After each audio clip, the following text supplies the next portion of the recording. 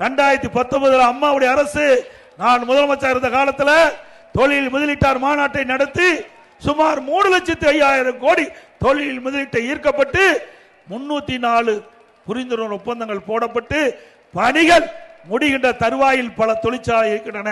அதையெல்லாம் முழுமை பெறுகின்ற பொழுது தமிழகத்திலே நேரடியாக 5 லட்சம் பேருக்கு வேலைவாய்ப்பு கிடைக்கும், மறைமுகமாக 5 லட்சம் பேருக்கு வேலைவாய்ப்பு கிடைக்கும்.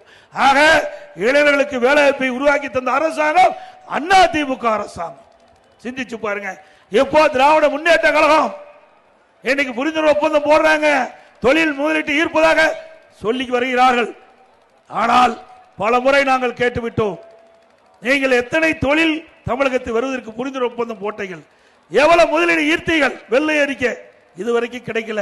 அத்தனையோ வேண்டுமென்று திட்டமிட்டு விளம்பரப்படுத்தி இன்றைக்கு ஆட்சி தக்க வைத்துக் கொண்டிருக்கின்ற கட்சி திமுக கட்சி, திமுக அரசாங்கம்.